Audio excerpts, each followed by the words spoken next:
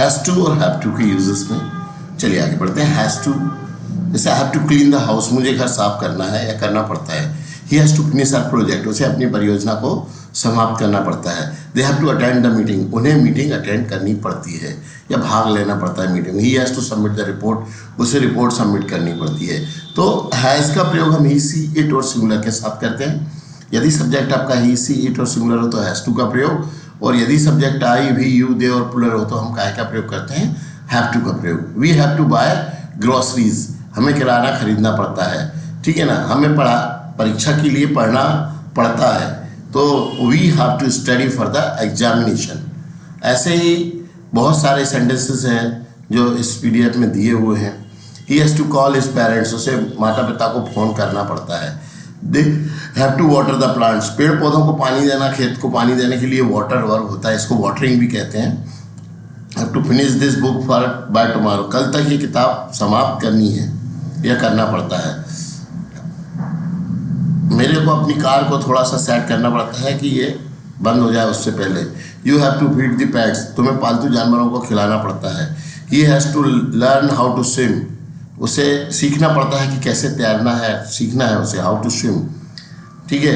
They have to finish the project together, उन्हें मिलकर, together मतलब होता है एक साथ मिलकर के कोई काम करने के लिए। कम टुगेदर, स्टडी टुगेदर, है ना, फाइट टुगेदर। और वन अनदर का मतलब होता है एक दूसरे से, टुगेदर होता है एक साथ, एक दूसरे के विपक्ष में कोई लड़ता है। जैसे कि वर्ल्ड वॉर सेकेंड में लोग एक दूसरे के विरुद्ध लड़ रहे थे तो वो वन अनदर था, पर यहाँ पर हम जो बात कर रहे हैं वो है टुगेदर, एक साथ।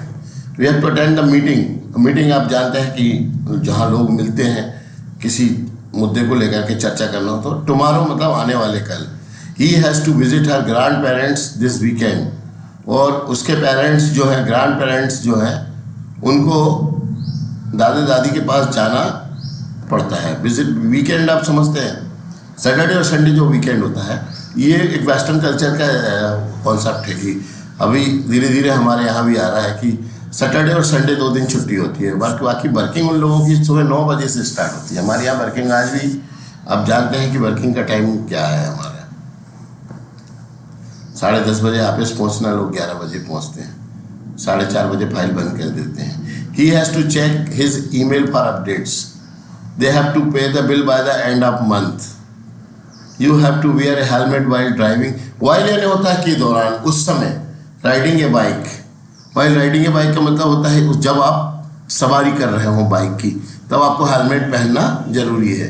ही has to reply the email before noon, दोपहर से पहले उसको ईमेल का जवाब देना पड़ता है। I have to clean the garage this weekend, garage को साफ करना पड़ता है।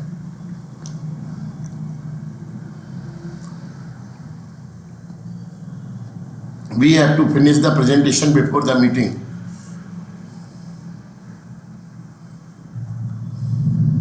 मील्स फूड के लिए यूज़ करते हैं, भोजन जो होता है उसको।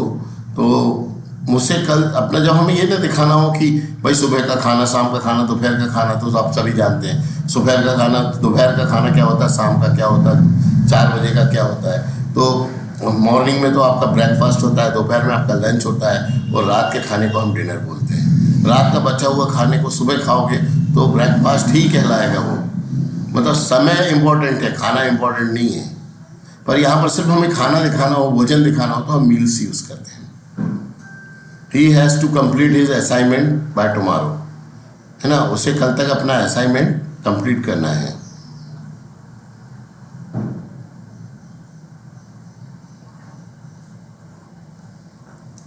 और हैज़ टू, हैव टू के ये इतने सेंटेंसेस मैंने आपको दिए हुए हैं।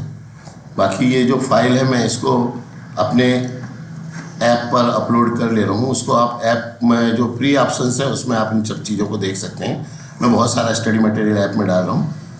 RSK इंग्लिश क्लासेस के नाम से मेरा ऐप है, प्ले स्टोर से जाके आप लोग डाउनलोड कर सकते हैं। धन्यवाद। और मेरे इस चैनल को ज़रूर से ज़रूर सब्सक्राइब करें और ज़्यादा से ज़्यादा लोगों को शेयर कराएं, क्योंकि हम एक टारगेट बना रहे हैं कि इस गर्मी में जब ज़्यादातर लोग घरों में होंगे तो हम इस गर्मी में इंग्लिश सीखेंगे। और 15 जुलाई या 16 अगस्त इस बीच में हम एक प्रेजेंटेशंस तैयार करेंगे, एक प्रोग्राम करेंगे जिसमें हम उन लोगों को बुलाएंगे जिन लोगों ने इस ड्यूरेशन में ऑनलाइन इंग्लिश सीखी रहेगी।